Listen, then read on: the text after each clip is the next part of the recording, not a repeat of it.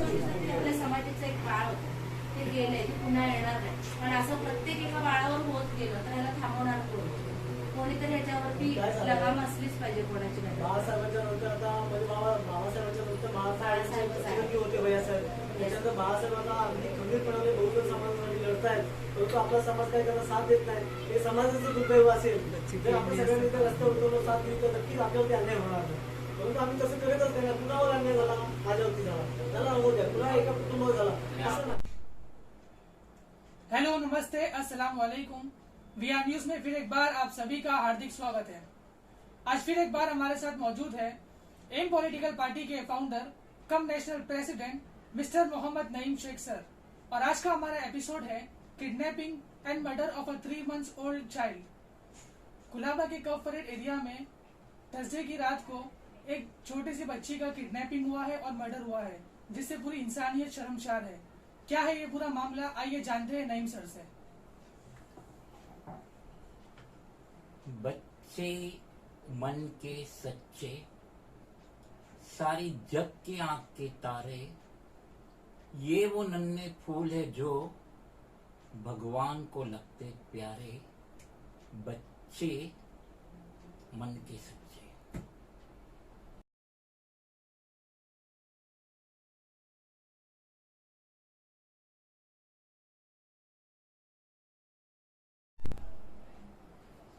कैसे हो दोस्तों, अगर आप अपनी मेमोरी में जाएंगे तो एक मासूम बच्चे का नाम आपको याद रहेगा, एलन कोडी।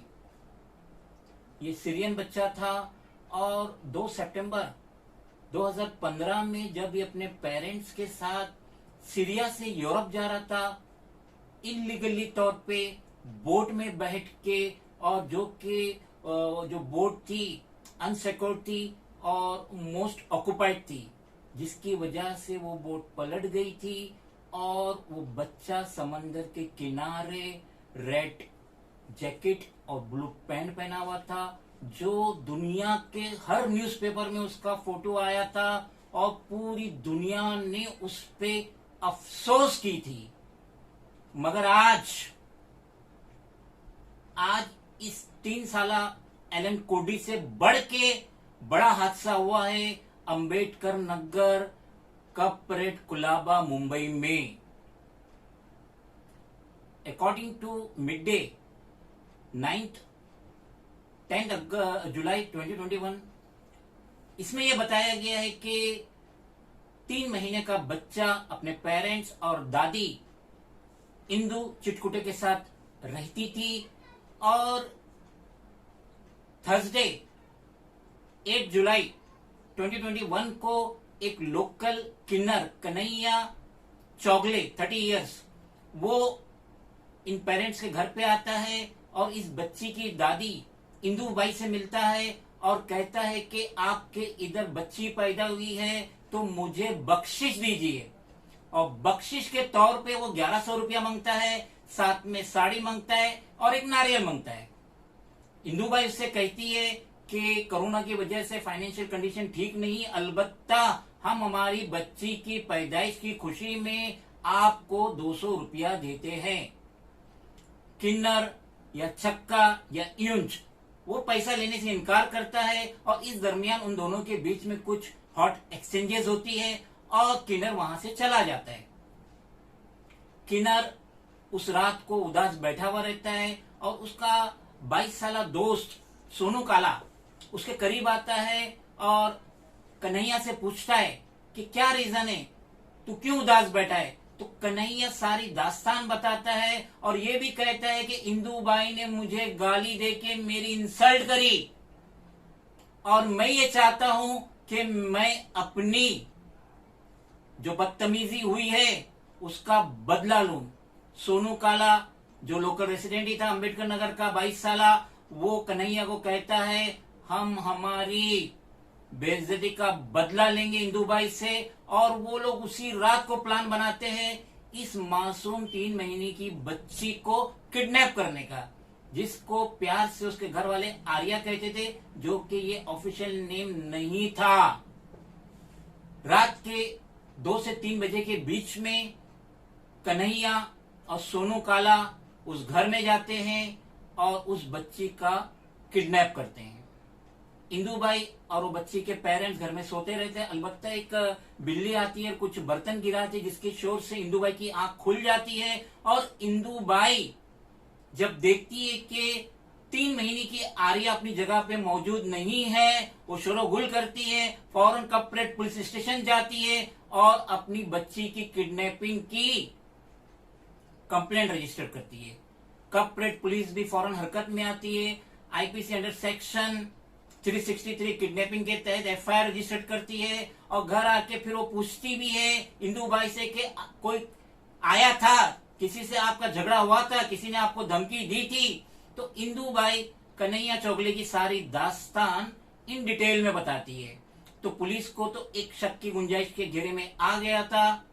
कन्हैया चौगले फिर उसकी इन्वेस्टिगेशन चालू करती है और बिल आखिर कन्हैया को पकड़ती है, जो किन्नर है, सिक्सर है, यूंच है, ट्रांसजेंडर है। तो कन्हैया डिस्क्लोज करता है उसका जो दोस्त है सोनू काला, जो इस क्राइम में उसका मददगार था। फिर वो ये बताते हैं कि हमने इस 3 महीने की मासूम बच्ची आर्या को कहां पे जिंदा दफन किए, वो साइट बताई जाती है, वो मुकाम बताया जाता है। फिर पुलिस उस ऑफशोर से उस बच्ची को बॉडी को निकालती है, जे हॉस्पिटल भेजती है पोस्टमार्टम के लिए। और बाद में सीनियर इंस्पेक्टर ऑफ पुलिस कपरेट पुलिस स्टेशन राजकुमार डोंगरे, उन्होंने बताया कि पहले तो हमने 363 किडनैपिंग के तहत एफआईआर रजिस्टर की थी, अब इसमें 302 भी इंक्लूड कर दिए, मर्डर, और 34 आईपीसी कॉमन इंटेंशन, और इसके तहत ये दोनों आरोपी इस वक्त पुलिस की कस्टडी में है। नहीं सर, ये जो इंसिडेंट हुआ है ये आपके ऑफिस के एतराफ में हुआ है, तो ये पूरे मामले में आपने किस तरीके से मुंबई पुलिस की इन्वेस्टिगेशन में हेल्प की, और क्या आपने पर्सनली आर्या के पेरेंट्स से जाकर बात की, उनसे इस बारे में जानने की कोशिश की?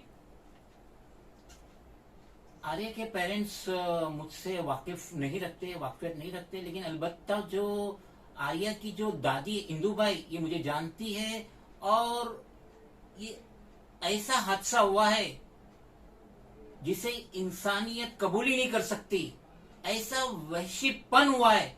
तो मेरी हिम्मत नहीं हुई कि मैं आर्या के पेरेंट्स से मिलूं या उसकी दादी इंदुबाई से मिलूं। अलबत्ता कपरेट पुलिस स्टेशन मेरे ऑफिस में आई थी फ्राइडे 9 जुलाई 2021 को एट अराउंड 11 बजे। वो ऑफिस में आके पुलिस ऑफिसर ने मेरी सीसीटीवी फुटेज को खंगाला आरोपी को देखने के लिए, तो मैंने मेरे तरीके से इनकी मदद की। जैसा कि एलन कुडी जो 2012 में पैदा हुआ था, सीरिया शाम का रहने वाला था, और 2 सितंबर 2015 को जो ये इलीगली माइग्रेंट हो रहे थे, इसके पेरेंट्स के साथ और भी लोग थे बोट में फ्रॉम सीरिया टू यूरोप। तो एलन कुडी की जो बोट पलट गई, एलन कुडी जो इसमें जिंदा डूब गया, और बिल आखिर समंदर ने उसकी बॉडी को जब बाहर फेंका और वो जो बॉडी पाई गई, तो दुनिया में तहलका मच गया था। और यूरोप जो सीरिया के खिलाफ था, उसके माइग्रेंट के खिलाफ था, वो भी सॉफ्ट कॉर्नर हुआ। और एलन कुडी की शहादत ने सीरिया की पब्लिक सिटीजन अवाम के लिए, पूरे यूरोप में, स्पेशली जर्मनी के लिए एक रहमदिली पैदा की, और जर्मनी ने उसके बाद सीरिया के जो ये माइग्रेंट्स थे उनको बहुत कोऑपरेट किया और अपने मुल्क में पनाह भी दी। तो उसी तरीके से ये आर्या की जो शहादत हुई है, 3 महीने की आर्या की जो शहादत हुई है, जिसके पेरेंट्स, दादी और अदर रिलेटिव्स ये हादसा कभी नहीं भूल पाएंगे, तो आर्या की शहादत भी रायगा नहीं जाएंगी। अब मुंबई पुलिस को और स्ट्रिक्ट होना पड़ेगा, इनको अपनी पेट्रोलिंग रात के वक्त बढ़ाना पड़ेगी, इनकी पुलिस फोर्स को गली कोचों में पेट्रोलिंग करना पड़ेगा, ताकि दोबारा ऐसे हादसा ना हो।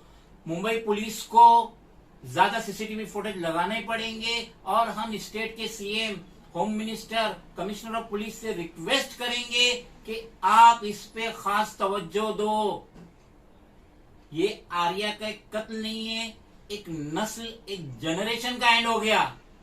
ना जाने आर्या बड़ी होके कितने बच्चों को जन्म देती, कितनी इनके बच्चे फलते फूलते। तो ये किन्नर ने, कन्हैया ने, उसके दोस्त ने, सोनू काला ने एक जनरेशन का कत्ल किया। तो हम उम्मीद करते हैं कि कोर्ट ऑफ लॉ इनको सख्त से सख्त सजा देगा और इनसे कोई भी रहमदिली नहीं की जाएगी। इन्होंने नोइंगली 3 महीने की मासूम बच्ची का बेरहमाना तौर से कत्ल किया है। अब पुलिस तो इन्वेस्टिगेशन कर रही है कि कत्ल से पहले कहीं रेप तो नहीं किया।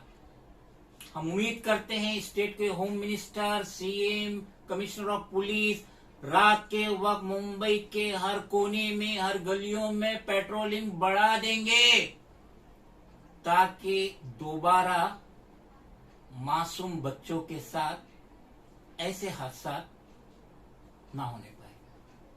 खुदा हाफिज। और हम भी पेरेंट्स से ये गुजारिश करना चाहते हैं, रिक्वेस्ट करना चाहते हैं कि प्लीज अपने बच्चों का ख्याल रखें। उनकी सिक्योरिटी, उनकी सुरक्षा की जिम्मेदारी आपकी ही है। न्यूज आएगी, सुर्खियां बनेगी, लोग आएंगे, आपसे मिलेंगे, चले जाएंगे, लेकिन जिंदगी भर आपको इस बात का अफसोस रहेगा और आपको इसके साथ गुजारना पड़ेगा। तो प्लीज अपने बच्चों की सुरक्षा कीजिए, उनकी सिक्योरिटी कीजिए। और हम मुंबई पुलिस से भी गुजारिश करते हैं कि प्लीज इस बारे में ज्यादा से ज्यादा स्ट्रिक्ट हो जाए ताकि ऐसे हादसे होने से बचे। तो ये थे हमारे साथ एम पॉलिटिकल पार्टी के founder cum national president mister Mohammad Naeem Shaikh sir. अगर आपको हमारा एपिसोड पसंद आया तो इसे लाइक कीजिए, शेयर कीजिए, कमेंट कीजिए। जय हिंद, जय महाराष्ट्र।